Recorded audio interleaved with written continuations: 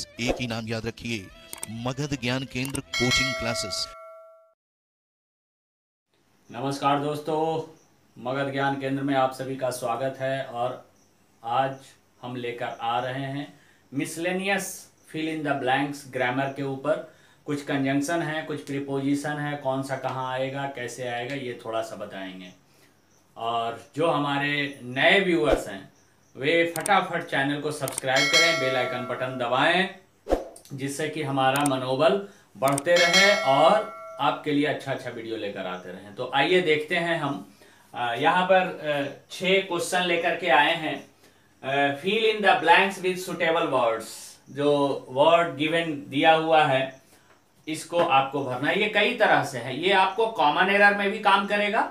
10th का exam होता है, 10+2 का एग्जाम होता है, सीबीएसई बोर्ड का जो होता है fill in the blanks preposition या कंजंक्शन का आता है, उसके लिए भी है। तो ये जो इंग्लिश जो हम बता रहे हैं वो कॉमन ही है मोर और लेस, कि 9th-10th स्टैंडर्ड से लेकर के +2 स्टैंडर्ड तक का ग्रामर के लिए आपको उपयोगी है, कॉम्पिटेटिव भी है, ये ध्यान दीजिएगा। तो पहले आपको देखना है, हम वेट करेंगे 1-2 सेकंड के लिए, आप आंसर देते हैं कि नहीं, आप अपना दिमाग लगाइएगा। He will have been reading blank space morning. ध्यान से, he will have been reading blank space morning. Option है since, for, from. He will have been reading blank space morning, since, for, from. देखिए आपका दिमाग में आया होगा since, आपके सभी के दिमाग में आए होंगे सिंस होगा, सिंस मॉर्निंग। लेकिन सिंस का प्रयोग फ्यूचर में नहीं होता है। हम इसके लिए वीडियो ऑलरेडी बना चुके हैं, सारे वीडियो को देखा करें, आपको सिलसिलेवार ढंग से बता रहे हैं। सिंस का प्रयोग फ्यूचर में नहीं होता है। फ्यूचर में पॉइंट ऑफ टाइम के पहले फ्रॉम का प्रयोग किया जाता है। फॉर का प्रयोग पीरियड ऑफ टाइम के लिए किसी भी टेंस में होता है। आगे 3 सेंटेंस है, इसके ऑप्शन यहां हैं, सिंस, बिफोर और आफ्टर। ध्यान से देखिएगा आप लोग। He had eaten blank space I went there. He had eaten blank space I went there. क्या होगा? I have not seen him blank space he went to London. I have not seen him blank space he went to London. अगला है the doctor came blank space the patient had died. तो देखिए इसके लिए since, before और after ध्यान देना है। इस सेंटेंस में, पहले वाले सेंटेंस में ये सारे प्रीपोजिशन के रूप में हैं, लेकिन यहां पर ये तीनों कंजंक्शन के रूप में है, ये ध्यान देना है। तो अब देखिए सिंस जब कंजंक्शन का काम करे, अब जैसे देखिए रूल आपको याद नहीं होगा तो नहीं बना पाइएगा। सिंस जब कंजंक्शन का काम करे तो सिंस का हिंदी जब से निकलता है और वो बीच में रहता है। सिंस का प्रयोग चूंकि भी के लिए भी होता है कंजंक्शन में, और सिंस का प्रयोग जब से के लिए भी होता है, पीछे भी रहता है तब से के अर्थ में। सिंस का प्रयोग सेंटेंस के शुरू में चूंकि के अर्थ में, बीच में जब कंजंक्शन के रूप में रहेगा तो जब से के अर्थ में, और लास्ट में रहेगा तो तब से के अर्थ में। तो ये ध्यान देना, हम उसके लिए बाद में फिर आएंगे। यहां सिंस बीच में जब आएगा तो जब से के अर्थ में, बिफोर पहले और आफ्टर बाद में। तो ध्यान देना है, एक चीज याद रखिएगा, बिफोर पीपी यानी बिफोर के बाद में past perfect, sorry before PP का मतलब बिफोर के पहले पास्ट परफेक्ट बिफोर पीपी, और आफ्टर पीपी यानी आफ्टर, आफ्टर का मतलब बाद में। याद रखना आसान है, बिफोर का मतलब पहले और आफ्टर का मतलब बाद में। तो बिफोर के पहले पास्ट परफेक्ट और आफ्टर के बाद में पास्ट परफेक्ट। तो देखिए he had eaten past perfect हो गया, आई वेंट देयर, तो यहां पर बिफोर हो जाएगा, यहां पर क्या हो जाएगा? बिफोर। और चौथे सेंटेंस में देखिए the doctor came the patient had died, past perfect आ गया बाद में, तो इसमें हम देंगे after. The doctor came after the patient had died. I have not seen him since he went to London. अब देखिए, आप लोगों को जब हम ट्रांसलेशन बताते हैं छोटा छोटा, तो ये इन्हीं सब को लेकर के, अब इसी में हम आपको यदि ट्रांसलेशन बता देते कि he will have been reading from morning, इसका हिंदी ट्रांसलेशन में आपको फ्यूचर परफेक्ट कंटिन्यूअस में बताए होंगे, आप टेंस वीडियो देखिएगा तो पता चल जाएगा। वह सुबह से पढ़ते हुए रहेगा, पढ़ता हुआ रहेगा, वह सुबह से पढ़ता हुआ रहेगा। He will have been reading from morning. कहता he had eaten before I went there, मेरे वहां जाने से पहले वह खा चुका था, मेरे वहां जाने से पहले वह खा चुका था।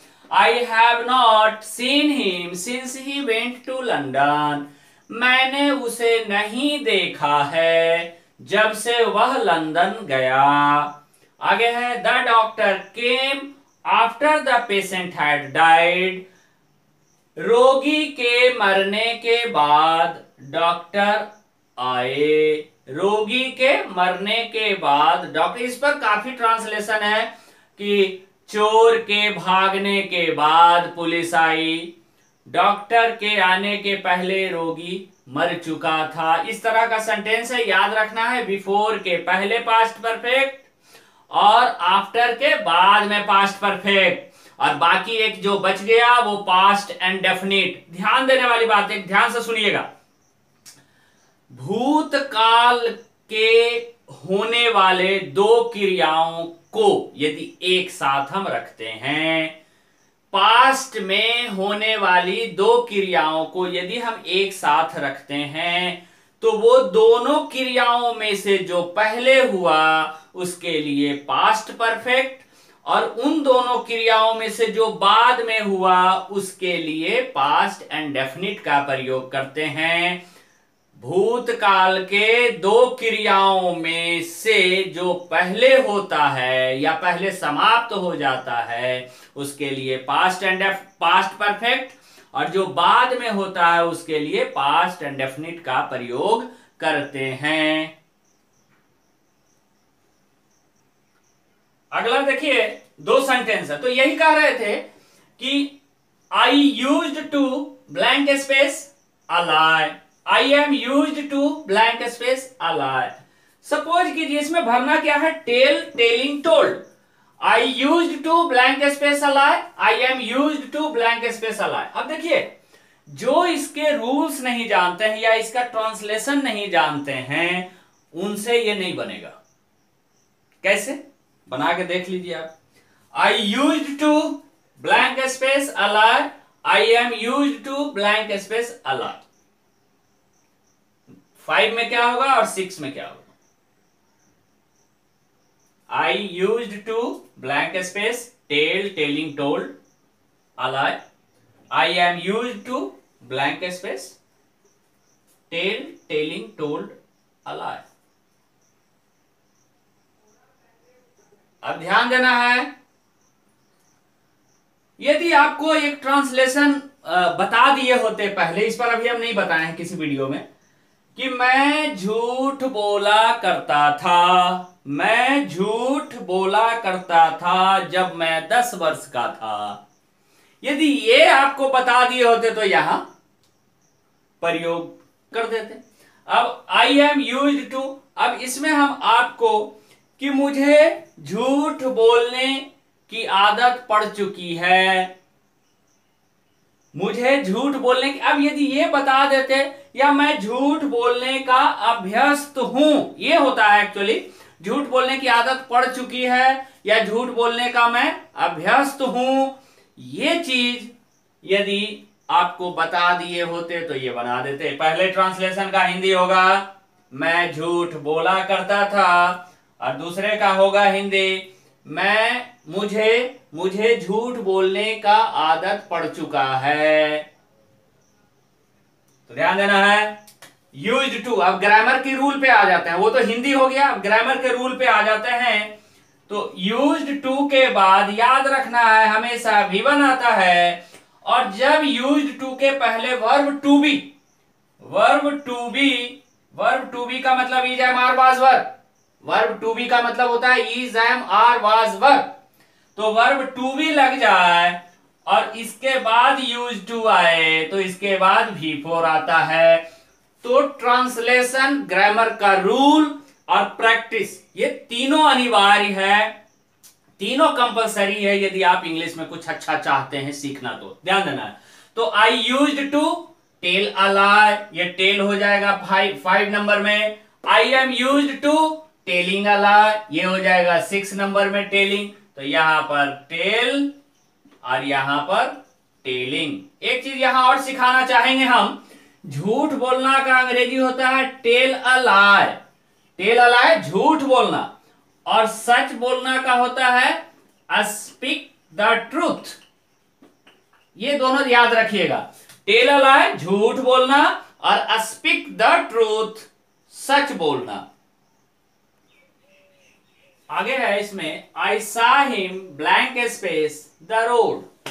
आई saw him blank space the road, इस पर हम वीडियो बना चुके हैं, तो यदि देखे होंगे तो आपको जरूर याद होगा इसमें क्या होना चाहिए, क्रॉस, क्रॉसिंग या फिर दोनों, क्रॉस, क्रॉसिंग या फिर दोनों। तो होता है I saw him cross the road और क्रॉसिंग द रोड, दोनों सही होता है, इसीलिए बोथ ऑफ देम होगा इसमें। पहले हम बता चुके हैं, वीडियो आप देख लीजिएगा उसमें। अगला, आई could not help blank space laugh, laughing, laughed. I could not help, ये भी हम बता चुके हैं ट्रांसलेशन में, मैं हंसे बिना नहीं रह सका। I could not help laughing, यदि ट्रांसलेशन याद है तो आपको बन जाएंगे। Don't stare at, you should fall in love, या don't stare at, you may not fall in love. देखिए ये कंजंक्शन का है और कंजंक्शन में लेस्ट, ये ध्यान देना है, कहीं ऐसा ना हो। इसमें क्या होता है, लेस्ट का मतलब कहीं ऐसा ना हो। सो दैट, जिससे कि, जिससे कि, या दैट का मतलब भी होता है जिससे कि, इन ऑर्डर दैट का मतलब भी होता है जिससे कि। अब अंतर क्या है, लेस्ट अपने आप में निगेटिव होता है, लेस्ट अपने आप में क्या होता है, निगेटिव होता है, और ये सारे निगेटिव नहीं होते हैं, ये सारे में नॉट नहीं होता है। तो इसके बाद नॉट का प्रयोग नहीं करते हैं, जबकि इनके बाद नॉट का प्रयोग हम करते हैं। अगला, लेस्ट के बाद मॉडल वर्ब के रूप में शुड आता है, जबकि सो that, that in order that के बाद मॉडल वर्ब के रूप में मे या माइट आता है। ये अब देखिए रूल याद नहीं रहेगा तो आप बना ही नहीं सकते हैं कि कैसे, कहां पर हम क्या सुटेबल वर्ड्स डालें, ठीक है। अब देखिए, डोंट स्टेयर एट, शुड है, दिमाग में आना चाहिए lest, don't stare at lest you should fall in love, आंख मत लड़ाओ कहीं ऐसा ना हो कि प्यार हो जाए। डोंट स्टेयर एट, यहां इधर मे नॉट दिए हैं, इसीलिए यहां so that, that in order that, ये तीनों में से कोई डाल सकते हैं। Don't stare at so that you may not fall in love, नैन मत लड़ाओ कहीं ऐसा ना हो जिससे कि तुम प्यार में ना पड़ जाओ, ऐसे हिंदी निकालेंगे, जिससे कि तुम प्यार में ना पड़ जाओ, तो you may not fall in love. अब आगे देखेंगे, एक पीछे मीनिंग छूट गया था, सी स्टेड फास्टली, आंख लड़ाना होता है, सी स्टेड फास्टली, आंख लड़ाना। कहीं कहीं लुक भी दे देता है, लेकिन लुक मेरे हिसाब से वो गलत है, लुक स्टेड फास्टली भी देखिएगा तो लुक का मतलब देखना नहीं होता, लुक मतलब दिखना होता है। तो stared, to look stared fastly कुछ कुछ डिक्शनरीज में भी दिए हुए हैं, मतलब आंख लड़ाना, लेकिन आप सी स्टेड फास्टली, स्टेड फास्टली का मतलब कॉन्स्टेंटली होता है, स्टेड फास्टली का मतलब कॉन्स्टेंटली होता है कि आप लगातार मत देखो कहीं ऐसा ना हो कि प्यार हो जाए। खैर, अब आगे देखेंगे, he makes me blank space to laugh, laugh, laughing, He makes me to laugh, laugh, laughing. He gets me blank space to teach, teaching, talk. तो ये देखिए, अब या तो इसका ट्रांसलेशन आप सीख लीजिए कि वह मुझे हंसाता है, वह मुझे हंसाता है का ट्रांसलेशन यदि याद रहेगा तो बना दीजिएगा, और वह मुझे पढ़वाता है, ही गेट्स मी, पढ़वाता है, तो ये हुआ ट्रांसलेशन। यदि ट्रांसलेशन याद रहेगा तब भी आप बना दीजिएगा। या ग्रामर का रूल कि मेक के बाद ऑब्जेक्ट प्लस V1 आता है, गेट के बाद ऑब्जेक्ट प्लस V3 आता है। यदि आपको ये याद है तो फटाक से बना दीजिएगा, या तो फिर ट्रांसलेशन। लेकिन आपको याद रखना जरूरी है, तो ही मेक्स मी लाफ हो जाएगा और ही गेट्स मी टाउट हो जाएगा। मेक के बाद ऑब्जेक्ट प्लस V1 और गेट के बाद ऑब्जेक्ट प्लस V3 देते हैं। आगे आई फील लाइक। अब ये देखिए फील लाइक, आपको रूल्स में हम बताएंगे यदि डिटेल, फिर आगे आते हैं वर्ब पे। वर्ब में बहुत सारे हैं कि किस वर्ब के बाद कौन सा फॉर्म लगता है, ये जानना जरूरी है। तो अब फील लाइक, फील लाइक के बाद हमेशा V4 आता है। मन करता है, जी करता है, मन करता है कि उसे पीटूं, आई फील लाइक बीटिंग आ जाएगा, I feel like beating him. मन करता है, जी करता है, ये इसका जो है। ही स्पीक्स एज इफ, वह ऐसे बोलता है मानो कि पागल हो। या तो ट्रांसलेशन आप जान लीजिए इसका, या तो फिर रूल। रूल क्या कहता है? एज इफ, एज दो, एज इफ, एज दो, THOUGH, एज दो। तो एज इफ, एज दो के बाद कल्पना के रूप में वाक्य में प्रयोग होते हैं और इसके लिए वर का प्रयोग किया जाता है। क्या? वर, कल्पना के रूप में। तो ही स्पीक्स एज इफ या एज दो ही वर मैड, वह ऐसे बोलता है मानो कि पागल हो। ये सारे जब हम कंजंक्शन पढ़ाएंगे तो डिटेल में इसका प्रयोग बताएंगे, अभी इतना ही। आई विश, काश मैं पक्षी होता तो उड़कर तेरे पास आ जाता। ऐसा ट्रांसलेशन यदि आप जानते हैं तो इसको जरूर बनाइएगा। लेकिन इसमें यह है काश मैं पक्षी होता, आई विश, आई वर। कल्पना वाले हमेशा वर का प्रयोग करते हैं। एम ये नहीं होगा, वाज नहीं होगा, इज नहीं होगा, वर का प्रयोग होता है। काश मैं पक्षी होता, इफ आई वर, इफ से भी बनता है। इफ आई वर, यदि मैं पक्षी होता। I wish I were bird, I would fly to you, मैं उड़कर तेरे पास आ जाता। I would fly to you. काश मैं प्रधानमंत्री होता तो सभी के घरों में, सभी के बैंक खातों में 15-15 लाख दे देता। तो if I were a prime minister, I would, वहां आई वुड देंगे, I would deposit 15 lakh to each and every account of our citizens. इस तरह से प्रयोग करेंगे। तो मगध ज्ञान केंद्र के साथ हमेशा बने रहें और ज्यादा से ज्यादा लोगों तक मेरे चैनल को पहुंचाएं, जिससे कि हम आप के लिए बढ़िया बढ़िया वीडियो लेकर आते रहेंगे। और इंग्लिश कुछ नहीं है, ठीक है, हम स्पोकन बोलना पसंद नहीं करते हैं क्योंकि हिंदी हमारी मातृभाषा है और हम ज्यादा हिंदी ही बोलते हैं। तो आप लोग सीख लीजिए, सिखा देंगे ग्रामर। आप लोगों को जहां बोलना है, बोलने की इच्छा है बोलिए, लेकिन हमारी हिंदी जो है, हिंदी को जरूर बढ़ावा मिलनी चाहिए। हिंदी में भी हम कुछ टिपिकल लेकर के आएंगे। हिंदी ऐसे बहुत जटिल लैंग्वेज है, जो बोलते हैं ना, हिंदी हम लोग जरूर बोल लेते हैं, लेकिन हिंदी इंग्लिश से ज्यादा जटिल है।